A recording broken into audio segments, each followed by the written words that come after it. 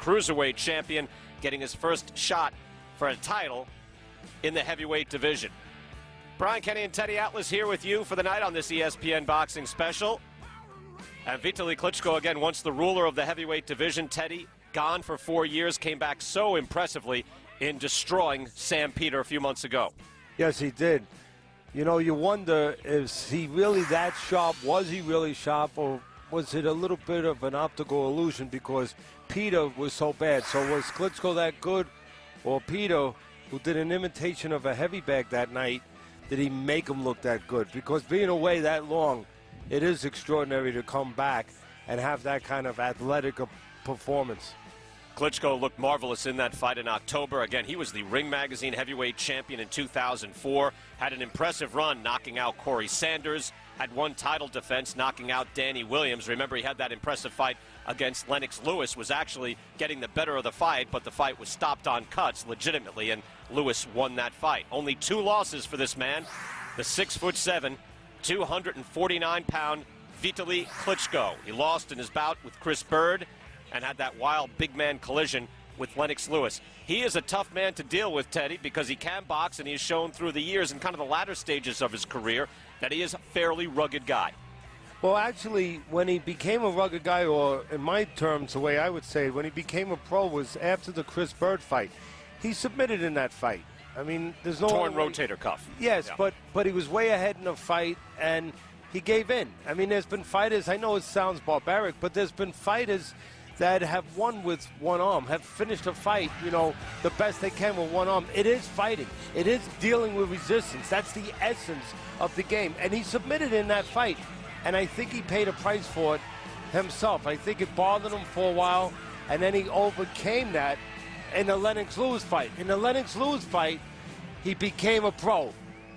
He did not want that fight to end, but it was stopped. But now he is back on top. We'll step away for a moment. Back in Stuttgart in a second.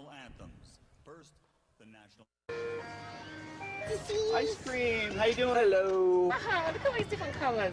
All right, sports fans, it's time to find Geico's. Brian Kenny and Teddy Atlas back here with you. We are in Stuttgart, Germany. Vitali Klitschko and Juan Carlos Gomez ready to get it on in a heavyweight title fight. Go to the tail of the tape. Klitschko, as you see, look, the problem for the opponents of Klitschko is right there. 6'7", 249. He's now 37 years old, had that nearly 4-year retirement. Juan Carlos Gomez, though, again, 35 years old. Again, a long career as a cruiserweight, good amateur career. Teddy, we talked about that on Friday Night Fights last night. Gomez, 10 title defenses as a cruiserweight champion, but now moving up, weighed in at 230 pounds, 10 pounds lighter than he was for his previous fight. Klitschko at 249 is 4 pounds lighter than he was for his fight where he looked so good against Sam Peter. Let's go to the ring right now, and you'll hear the familiar voice of Michael Buffer. John Kane from Japan, Nobuyuki Uratani. And inside the ring, your referee in charge of the action at the bell from Belgium, Daniel Vanderveer. And now, for the thousands in attendance and the millions watching around the world, ladies and gentlemen, let's get ready to rumble!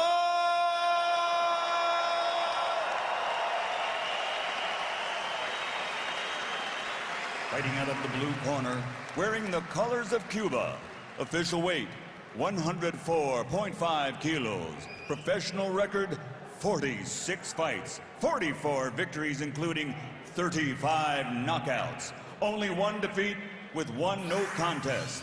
From Havana, Cuba, former cruiserweight champion of the world and WBC #1 heavyweight challenger in the world, the Black Panther, Juan Carlos Gomez.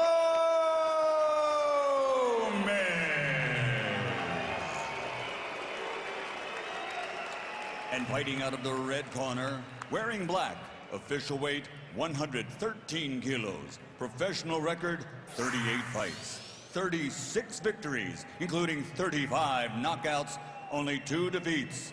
From Kiev, Ukraine, 2-time world heavyweight champion and reigning, defending WBC heavyweight champion of the world, Dr. Ironfist Vitali Klitschko.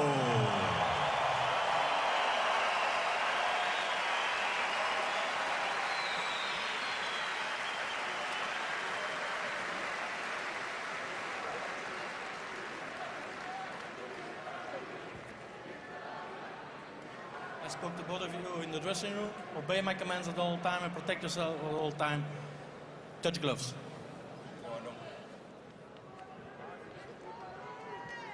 Calm demeanor of an experienced professional, Vitali Klitschko. You see there, 6'7".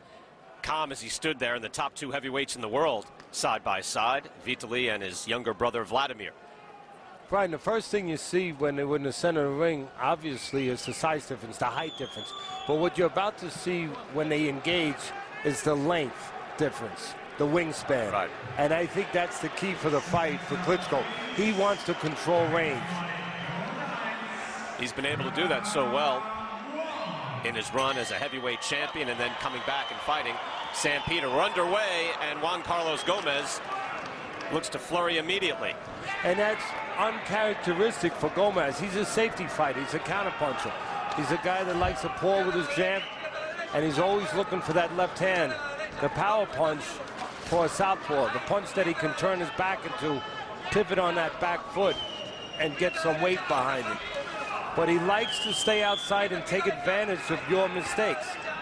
I don't know if he's going to be able to win that kind of fight, again, with the longer Klitschko.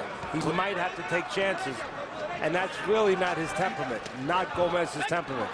Gomez tries to get in and throw that straight right hand. He's got a good arsenal, good fluid movement in the ring, several hundred fights as an amateur with the Cuban national team. Again, he came up into the heavyweight division and was seen on U.S. national TV fighting against Samil Sam. And Teddy, at the time I watched him, I thought, this is when James Toney had just gotten into the heavyweight division, I thought, all right, Juan Carlos Gomez is going to have an impact as a heavyweight. That hasn't happened, although he can make it happen tonight. Yes, he can. And the thing that I noticed right away that the two fighters are doing in a very similar fashion, that might sound funny because physically they're so different. So much different as far as just physical stature. They both like to paw with their lead hands, Brian. Of course, Gomez, the lead hand for the southpaw is the right. He paws with that. Always looking to set up the backhand, the left hand. Same thing with Klitschko. Doesn't really use that jab to control range. He paws with it. He's looking to set up that right hand. Almost looks like Gomez is doing a mirror job, though, on Klitschko. If you're going to put that out there, I'll put that out there as well. That's always been his habit, to paw with that hand, always looking for the left hand. Basically, to me, Gomez is a one-handed fighter. The only thing you have to worry about, really, is the left hand. That's the one he's going to try to win the fight with and do damage with. And right now, I think Klitschko's moving the wrong direction. He's moving to his right into that left hand, as he did right there.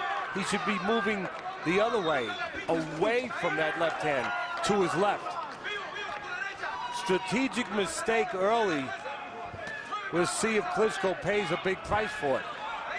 Already, Vitali Klitschko is having more trouble with Juan Carlos Gomez than he had against Sam Peter. He came out and relaxed within the first 30 seconds of the fight against Peter, found his range, and really was able to drop his left hand and just snap jabs off his head. He's not able to do that right now. And one of the reasons why he's not snapping that jab. He's not using it to control range, as you just said, and set up that right hand. He's pouring with it, and by pouring with it and not throwing a full jab, he's allowing Gomez to close the gap. Gomez sticks his tongue out and smiles at Vitali Klitschko. Klitschko, a man who again once was the heavyweight champion of the world, came back, beat Sam Peter in October of 2008. Remember, he had that run for mayor of Kiev, Ukraine, while he was away retiring. Did retire. He had back injuries, also had knee injuries in 2004.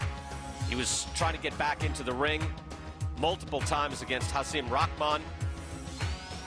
Go through his timeline, again, beating Corey Sanders. There was a little controversy there that Sanders was rated as highly as he was, beating Vladimir Klitschko. But again, the win for Vitali propelled him to the Ring Magazine champion. He ran for mayor of Kiev, again lost, by the way, but then came back so impressively against Sam Peter. And again, you look at the timeline, the most important thing to me is that fight with Bird. Because in that fight, I believe he submitted and he found out what it took to be a pro. That he had control of things. He didn't have to give up control of things. And in the Lennox-Lewis fight, he didn't fight to win or lose that fight. You know, it wound up being stopped on cuts. He fought for redemption, to feel like a pro, to feel like a man, and to be confident.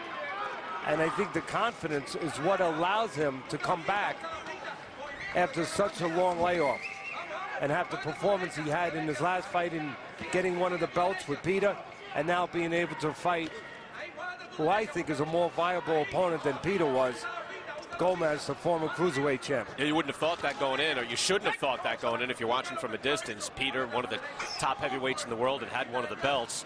Juan Carlos Gomez, again, really just one loss in his career. That's a Yankee Diaz, a one-round KO, but he had management issues. He had issues outside of the ring. His lifestyle's not said to be the best. But if you ever had a chance to be properly motivated, Teddy, this is it. I mean, he feels his career was mismanaged by Universum. Those are the guys who are now promoting Vitali Klitschko. And Teddy, he said in his last fight against Vladimir Virches that beating a Universum fighter was more important to him than beating Virches. So he's fighting Klitschko and his old promoters right now.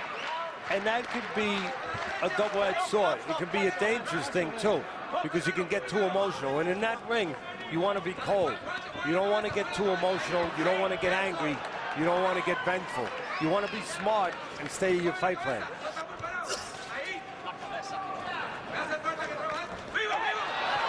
Now Klitschko moves in, but is quickly tied up. And again, at the end of this night, I'm going to say it very early, Gomez will have, win or lose, especially if he loses, he will have nothing to complain about. He will not be able to say, I could not deal with the height, the wingspan of Klitschko, because Klitschko's given up his height. In a lot of cases, Klitschko has been engaging Gomez in close quarters. That's usually not what he does, Teddy, right? Klitschko usually uses all of that height, that wingspan. But he's not extending that jab. He is looking for the right hand, but he's pushing that jab out. And by pushing it, not getting a full jab, he's allowing that to happen. He's allowing Gomez, again, as I said early, to close that distance. The first round was very close. In this round, Klitschko has landed two sharp, jarring right hands. Well, when you're fighting the southpaw, that's the southpaw killer, the right hand. That's what trainers, that's what fighters like to look for. That's what Klitschko is looking for, and he's been successful with this round.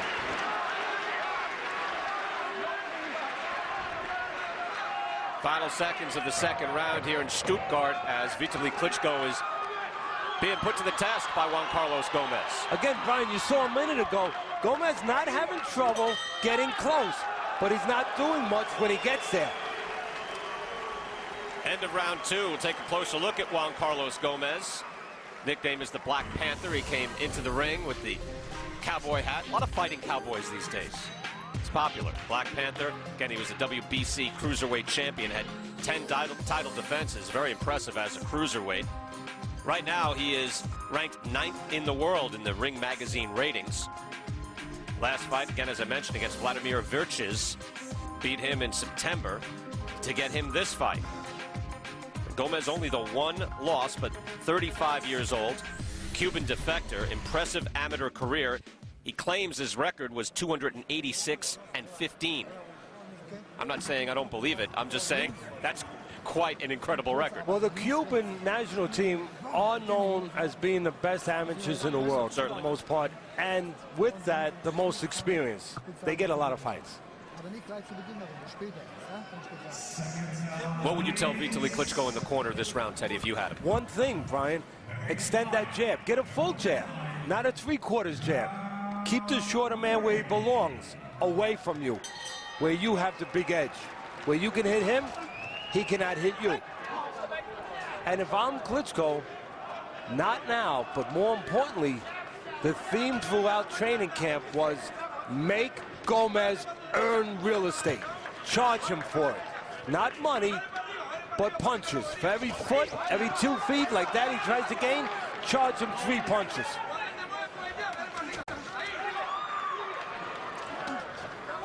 Gomez now lunging in. His best wins, Oliver McCall, an older Oliver McCall, twice in 2005 and 2007. As Klitschko flashes in a jab, misses with the right hand. He also had that win, as I mentioned, where he looked so impressive against Samil San. Also has wins over cruiserweights Al Call and Imamu Mayfield. Those guys were quality cruiserweights. Look, when you're the shorter man, as the southpaw Gomez obviously is, there's one thing that you know you have to do. You have to get into range of the longer man, the taller man, to be able to be effective. Now, there's two ways you can do that. The old conventional standard way is you work your way in. Behind your jab, you bring your feet like that, and you step in. The other way is you step out, believe it or not, and you try to entice the taller man to give up his height, to walk into traps. It looked like Gomez was trying to do the latter early. Try to stay outside, get Klitschko to give up his height. Right now, he's doing it the old-fashioned way, Gomez. He's trying to go after him. And right now, Klitschko, in this round, mark it down, third round, doing a better job of controlling range. Standing on the outside, using that jab a little bit better, still not extending it. And he's looking to pot shot with the right hand. You know, for so many years, Teddy, as you see, talking about the physical gifts of the Klitschko brothers, and Vladimir certainly the more fluid of the two, but for both of them, I just remember so many fans in the United States not being impressed by either one, but when it comes down to it, you had to ask, yeah, but who beats them? Because they both can box, and they just have enormous size. Well, as long as you say that statement, you have to ask who beats them, then I have to make the statement, who's there? The landscape is a very forgiving landscape for heavyweights nowadays. That's true. Certainly is now. Most of the top heavyweights in the world are all 30-something. Very few 20-somethings on the way up. See this? That is not what you like. Gomez, the shorter man, he's been hurt a little bit as he tries to get in. And that's what Klitschko wants to do. Two things. One, keep him at the end of his punches and catch him with the right hand. Keep him at the end of his jab. And the other is to be able to let him walk in, control range, and then catch him, counter him as he walks in, as he reaches and leaves himself available. 3 rounds in here in Stuttgart. I believe that's Boris Becker. The former tennis great, Wimbledon champion, and a leading man there in Germany still to this day. Vitali Klitschko in his corner. Fritz Stunek is his trainer. For Juan Carlos Gomez, who you see there, it's Orlando Cuellar. You know, for all the, I feel, Teddy, that we're giving credit to Gomez for being in the fight, and yet he's not able to effectively do too much against Klitschko to this point. No, in spots he's being effective, and you bring to mind that great saying, you want to be aggressive, but you want to be effective when you're aggressive. He's stumbling a little bit. Right. He looks like he's groping and getting lost in space. And again, he is a guy who normally looks fluid, but it's difficult to be fluid when you have that telephone pole sticking in your face. See, there's the groping. There's the being lost in space. He's reaching in there. Now, what you don't see there in that replay, you see the misses, and that's good. But if you're Klitschko's trainer, or if I'm Klitschko's trainer, you know what I'm telling him right now? Make him pay. You did the hard part. Yeah. You made him miss. You got him into space. Now, enact a toll on him. Make him pay when he gets in space and when he gropes a little bit. 4th round here in Stuttgart, Germany. Hans-Martin Schleyer Hall, Brian Kenny, Teddy Atlas here in ESPN Boxing Special. There was some controversy yesterday in Stuttgart as they measured the ring, and the Gomez camp found it to be 4 feet too small. 4 feet. I mean, is that a mistake, or is that we're going to fight in a phone booth? And look, here's the phone booth. I think that's the local promoter who controls Klitschko and controls the fight. It's a home fight for them, yeah. Trying to get an advantage, and that's boxing. You wouldn't see that shenanigans in any other sport. It wouldn't be allowed. Strong right hand there from Klitschko as he drove Gomez back, and Teddy Atlas gave the first round to Juan Carlos Gomez. I thought it could go either way in the last 2.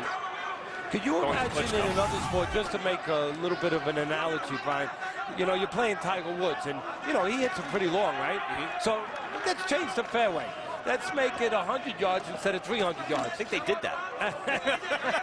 I don't think you could do that. You're playing Tiger Woods. I don't think you can say, you know what, I want to make this 100-yard fairway instead of 350. They wanted a Tiger-proof a course. They tried to Gomez-proof this ring. Exactly. Make it tighter and tighter, make you fight in a small space where you could not possibly escape the big man. You have some leeway, but there are limits to how small you can go. Now, again, I talked about it earlier. There's two ways to deal with a taller man, as Gomez is trying to do with Klitschko.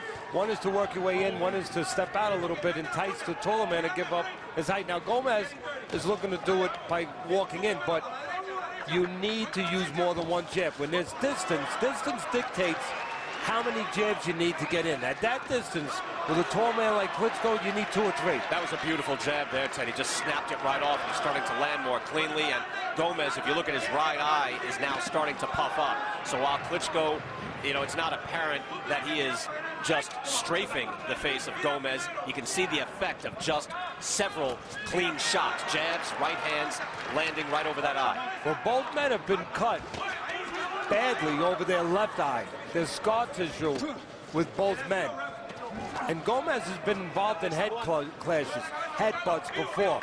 If he gets in close, the danger could be to the taller man with a headbutt. Because if he gets in there, the shorter man's coming up with a skull. And obviously the one who's going to get the damage will be the man who's above, and that would be Klitschko. So you can look for that if Gomez gets inside. Does he use his head a little bit? Final seconds of the 4th round. Vitali Klitschko starts to take a little better control of the action, but still a stern test from the former cruiserweight champion.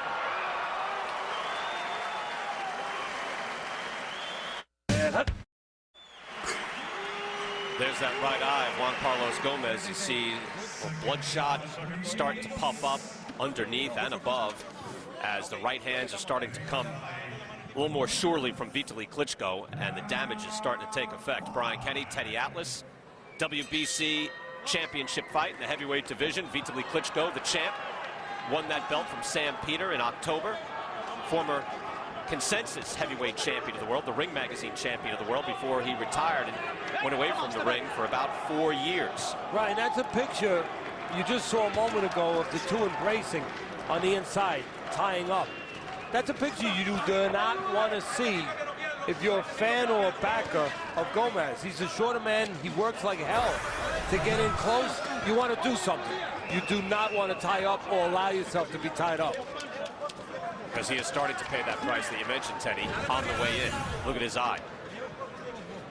There's a tax that's told on a fighter in that ring, especially when you're a shorter fighter. There's a charge to get inside.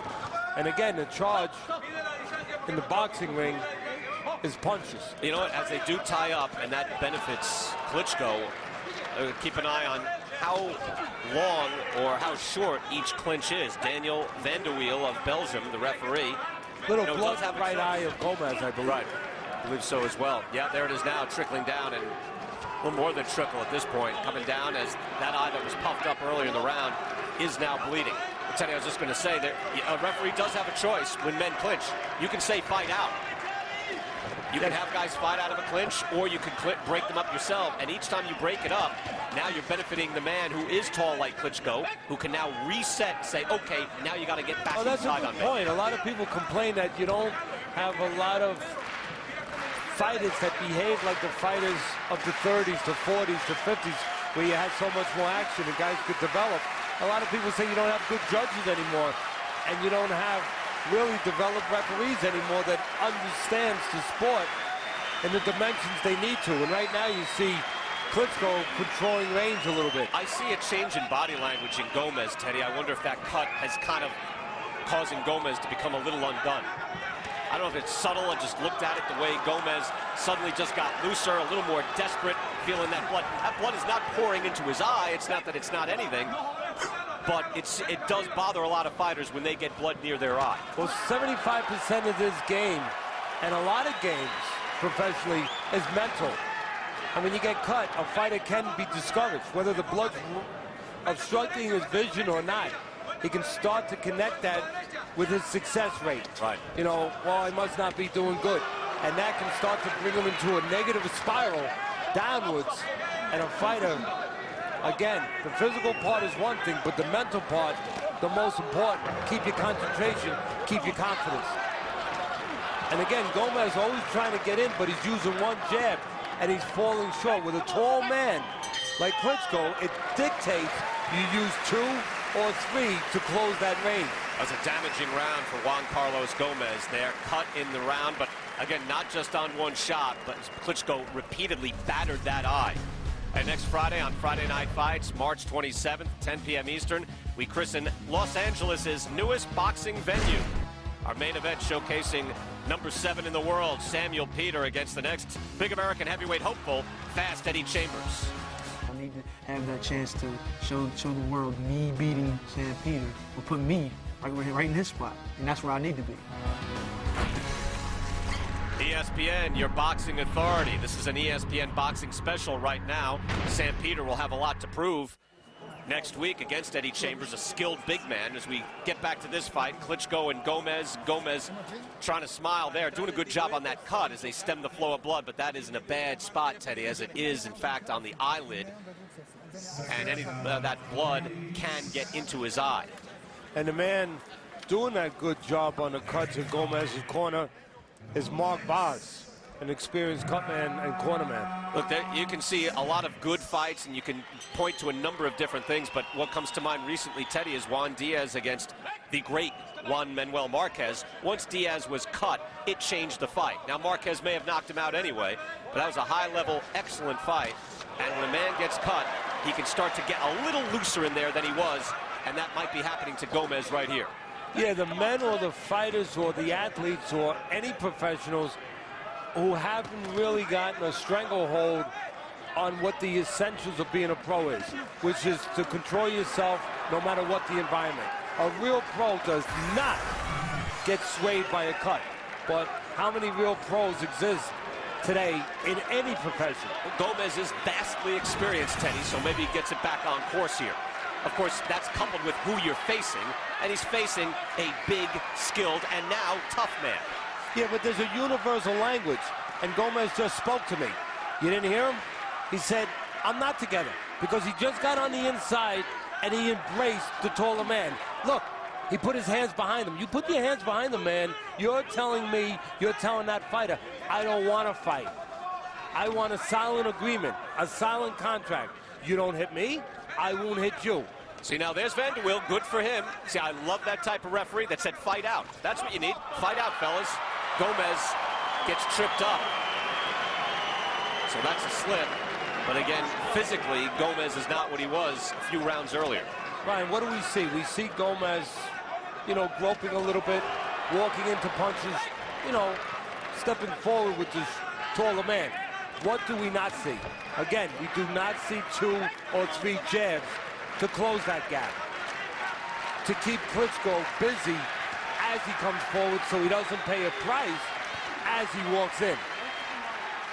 And again, hands behind Klitschko, that means Gomez speaking that universal language. He's yelling to me, I'm not in control of myself, I'm not confident, I'm not disciplined, and I'm not going to win this fight this way. Vanderwill has given him an opportunity. He did just there because he put his hands behind him, just as you mentioned, Teddy. Vanderwill did not break them.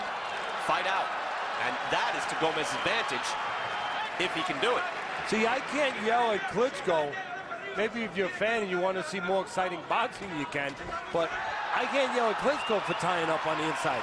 He's the taller man. He can't use those long arms inside. So he's doing something smart.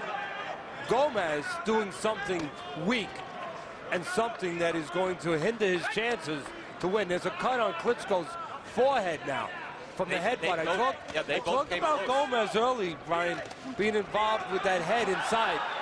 And I would have to say that that probably came from a head. They both have come together a number of times, and at first I thought the blood may have been from Gomez on Klitschko, but no, that blood is indeed from a cut above the hairline on Vitali Klitschko, but the blood started to come down so he could feel it in his eye. We'll keep it here. All right, so is there a cut at this point already? Yeah, he's already bleeding, Brian. And right here, what you see is Gomez being out of sorts, being off balance. Gomez landing that power hand, the hand that he looks for, the left hand. and getting an opportunity because Klitschko went straight back. There's the cut. How would he have gotten cut up there, Teddy? I was just very high up on his head. Could he have brought his head down to that point? Well, that's what I was talking about early in the fight, that Gomez is known for getting involved in head clashes.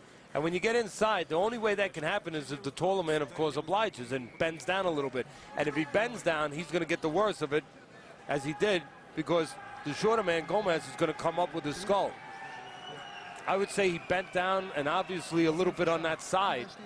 And again, you would not think that a punch would have provided that kind of damage. Certainly didn't see it. Again, we're assuming, we haven't seen a replay, that that cut was caused by a headbutt, but I think it's a pretty good assumption being where the cut took place. Again, not in a terrible spot. Again, Gomez is cut above his right eye on the right eyelid, so that's a very bad spot for a cut as we start round 7. Vitali Klitschko, WBC champion, defending his belt, is cut above the hairline, so you would figure if that's not mussed in any way, it would take quite a shot for it to muss that. You can control the bleeding, and it doesn't have to bleed into your eye very quickly at the very least. Yeah, the good news about a cut up in the scalp, up around the skull area is, one, the doctors don't look to stop it because it's not going to be permanent damage around the eyes or around the face, so they don't worry about that. The only problem is sometimes it can pump a little bit, and then, of course, it can run down and obscure your vision. Right now, they have it stopped.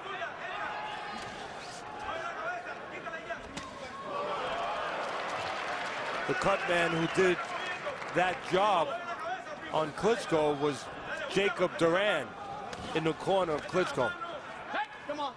These guys used to spar together, Teddy, so they're both known entities. I don't know if Gomez thought he knew something coming in as he smiles again at Klitschko. Oh, and he comes and connects with a good left hand and backs it up with another. Now, look, we said early, I said it early, Brian, win or lose, Gomez cannot complain at the end of this fight and say, gee, he was too long, he was too tall, I couldn't get close. He has gotten close. He must do something about it when he gets there. Good right hand from Vitali Klitschko, backs up Gomez again. And again, if I'm Klitschko, I think Klitschko strategically giving Gomez a little chance by giving up his fight. Strong right hand, and Gomez is hurt, and down he goes. Strong right hand from Klitschko, and Gomez could not stay up. And the wheel will give the count. A clubbing shot from Klitschko, the first knockdown of the fight here in round 7. And again, that's the punch that Klitschko's always looking for, and you look for against the southpaw. He's now, what Klitschko has to do now, Brian, is not get too close. Keep enough range where he can keep that offense going, and he's doing a pretty good job of it right now. Another sharp right hand. Klitschko moves in and will try to finish. Look for the uppercut now as Gomez starts to fall forward a little bit. That can be a very good punch as they fall to the ground, as they get tangled up.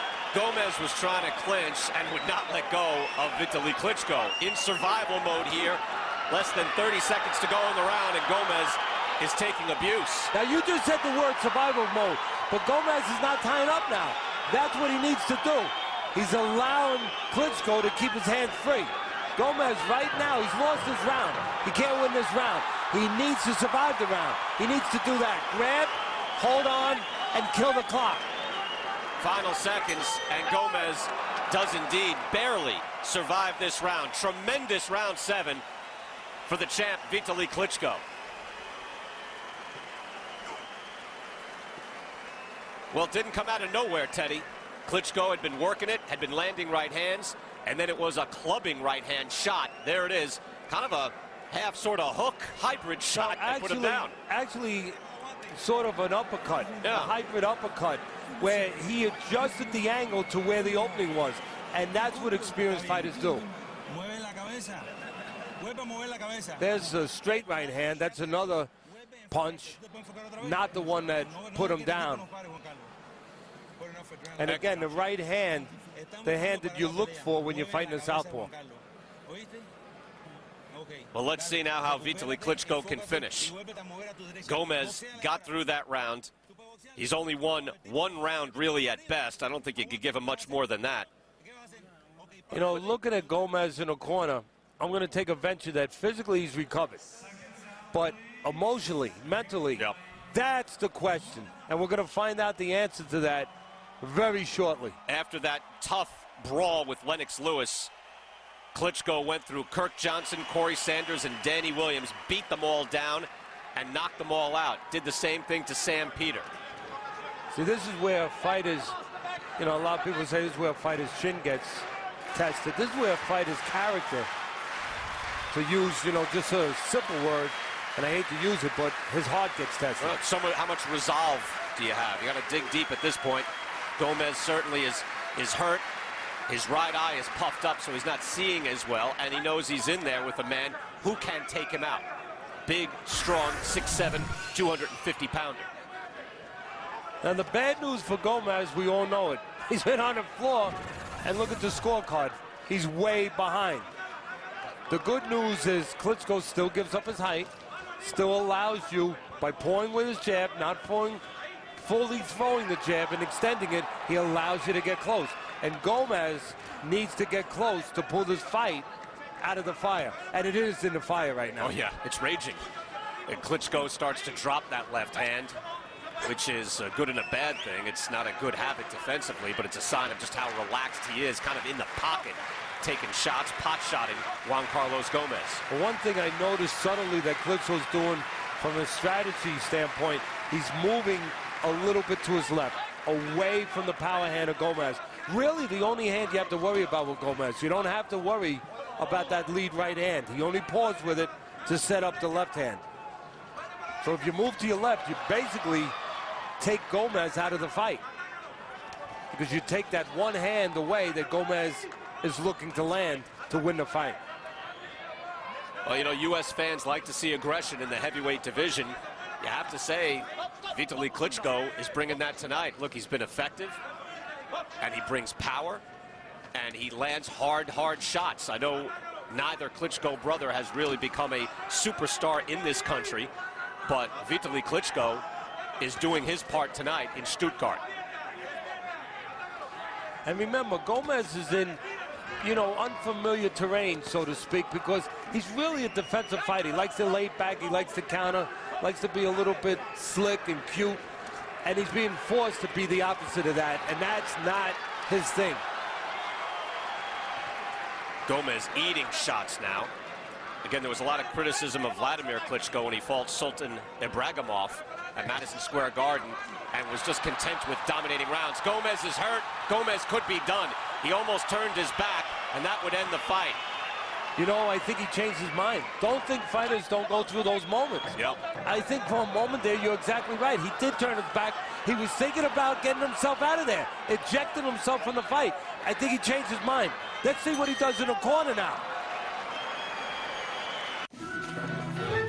Back here in Stuttgart, Brian Kenny and Teddy Atlas. And Teddy, I didn't think, as we look at the cut being addressed there and dressed for Vitali Klitschko, I didn't think there was any way we were coming back for another round. I would have put money on it, Teddy, that Juan Carlos Gomez went back to his corner, and his corner said, that's it. But they haven't. They're sending him back out. Yeah, but sometimes what you look for now is, in that kind of situation, the fighter who you thought was going to be stopped makes one last hurrah, he comes out a little bit strong, and then the air goes out of the balloon. If that's true, this will be the last round. We'll watch. Gomez has every reason to be completely discouraged. He's been hurt. He's been knocked down. He very nearly quit, or as they say in Europe, since that's where they are fighting, Teddy, retiring, right? He's just retiring in the middle of a round, but he did think better of it. He straightened back up, and he fights on. So to his credit, even though you got to figure there's very little chance of him winning this fight, certainly not on the cards, as he gets hurt again with a right hand. He has to come back out. Talking about retirement, I think the crowd is a bunch of retired people. They don't make much noise. There's a bad cut now to the other eye of Juan Carlos Gomez. I didn't see, was that from the heads? Referee Vanderwilt taking a point away, is it? It appears so. Wow, a point is being deducted.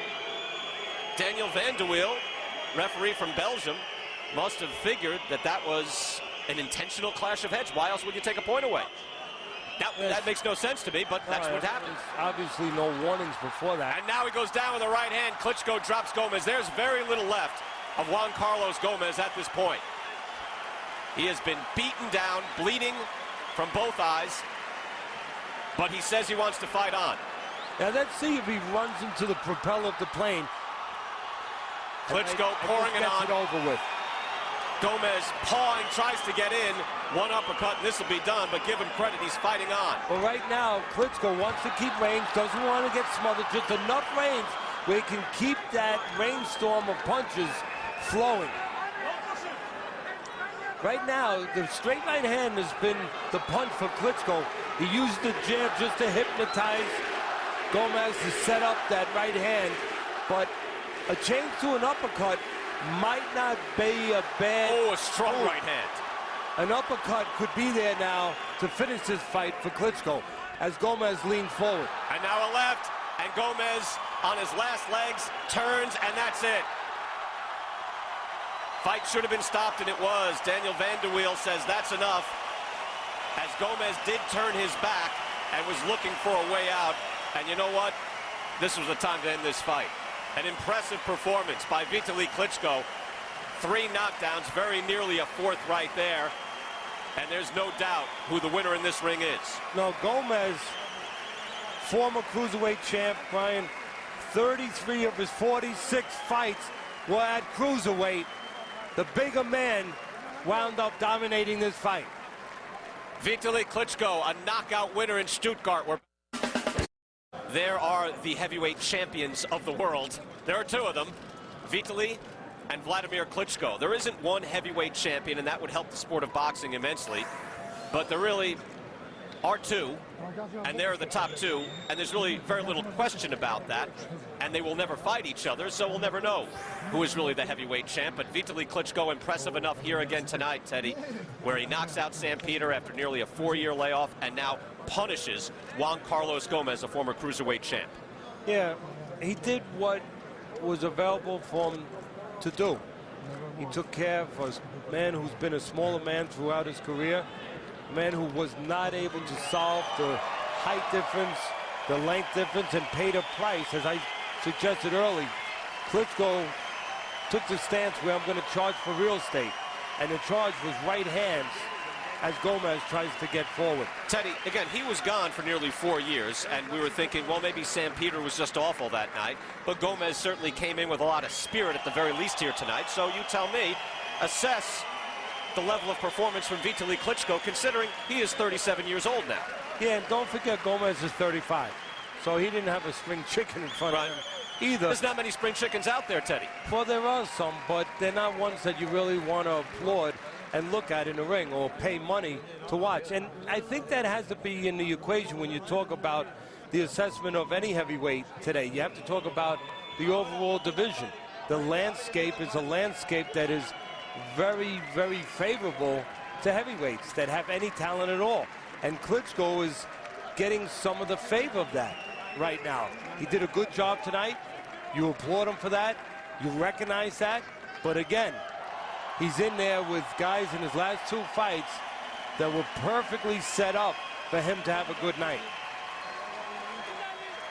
It's just important to give Klitschko the credit he does deserve here at the very least. Again, he could have a fight up next. The WBC would like him to fight Oleg Miskaev. Klitschko doesn't have much interest in that. He will actually take his case to the Court of Arbitration for Sport to try to keep that belt. Look, at this point, you have to be careful when you're dealing with a man like Klitschko who speaks 4 languages. He can take you to a lot of courts. That's a good point. They are willing to beat you in many different ways right now. And Vladimir, many different languages. And Vitali on top of the boxing world. Juan Carlos Gomez, give him credit for at least fighting on in bad circumstances. He never really made much of a run against Klitschko, but he hung in amid 3 different knockdowns, both eyes cut, and was eventually beaten down. Let's hear from Michael Buffer. 1 minute, 49 seconds, round number 9. The winner by knockout victory, and still WBC heavyweight champion of the world, Dr. Ironfist Vitali